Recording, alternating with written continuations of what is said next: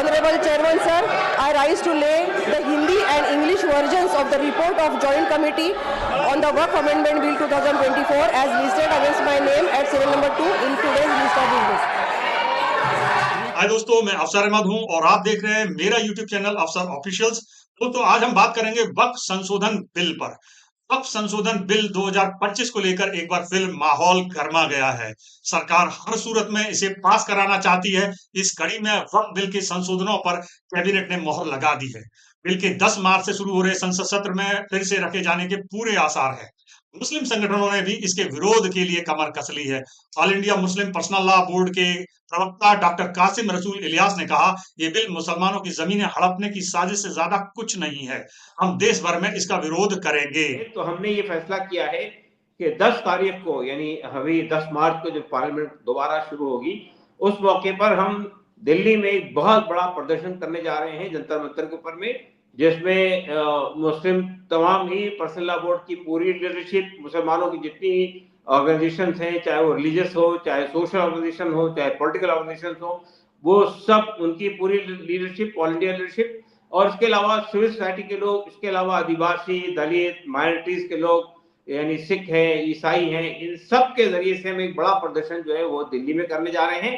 और इसी तरह से 8 तारीख को विजयवाड़ा में और 9 तारीख को जो है पटना के अंदर एक बहुत बड़ा प्रदर्शन हम करने जा रहे हैं, ताकि हम अपना पक्ष पूरी तरह से देश के सामने रखें। दरअसल बीते साल संसद में लाए गए इस बिल को लेकर जोरदार विरोध हो रहा है। संसद के बजट सत्र में 13 फरवरी को जब वक्फ संशोधन बिल एपीसी की रिपोर्ट रखी गई, भी जोरदार विरोध देखने को मिला था। Item number 25 Shri Joginder Pal ji.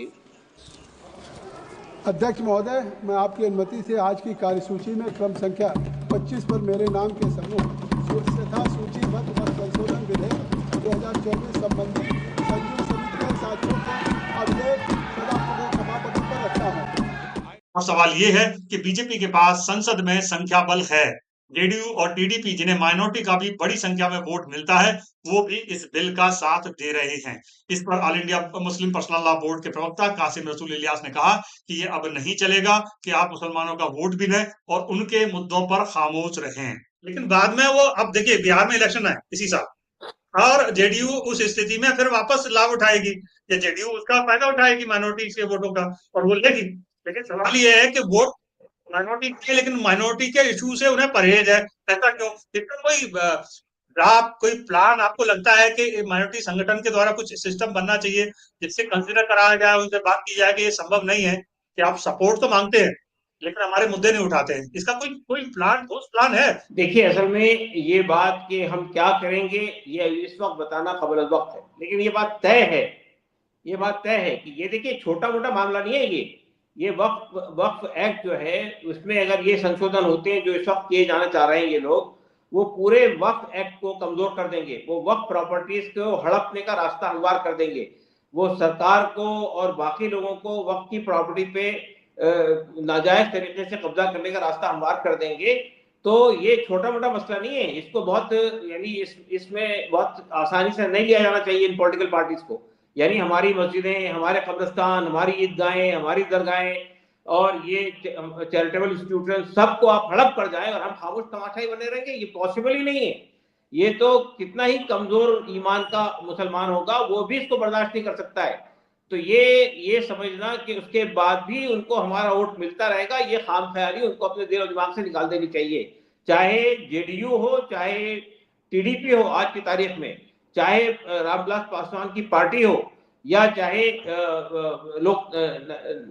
Lokdal party हो, ये तमाम पार्टियों को जो आज किसी वजह से बीजेपी की हिमायत कर रही है, ये इनके अंदर कुछ भी, यानी ये है कि वो सेकुलरिज्म के लिए खड़ी होती है, वो कॉन्स्टिट्यूशन के लिए खड़ी होती है, तो बहरहाल उनको ये मान के चलना चाहिए कि ये जो बिल है वो एंटी कॉन्स्टिट्यूशनल है। ये बिल संविधान के विरुद्ध है। संविधान ने जो अधिकार हमको दिए हैं आर्टिकल 25 और 26 में, उसके खिलाफ है। ये बिल जो है शरीयत एप्लीकेशन एक्ट 1937 के खिलाफ है। ये पार्लियामेंट में अब तक जितनी बार भी संशोधन लाए गए हैं वो वक्फ बिल को मजबूत करने के लिए लाए हैं। पहली बार एक ऐसा बिल लाया गया है जो वक्फ बिल के 5 वो कर देगा, खराब कर देगा। तो इसलिए ये बहुत सीधा सा मसला नहीं है कि आप ये समझ लें कि भाई हम ठीक है इलेक्शन आएगा तो कुछ छोटा मोटा कुछ दे दिलाकर लोगों को संवार कर लेंगे। ये बात बिल्कुल नहीं, गलत है। ये बिल अगर मंजूर होता है तो उसके बाद से जेडीयू को और टीडीपी को मुसलमानों की ओर से अपने आप को महरूम कर लेना चाहिए, और सिर्फ मुसलमानों की ओर से नहीं।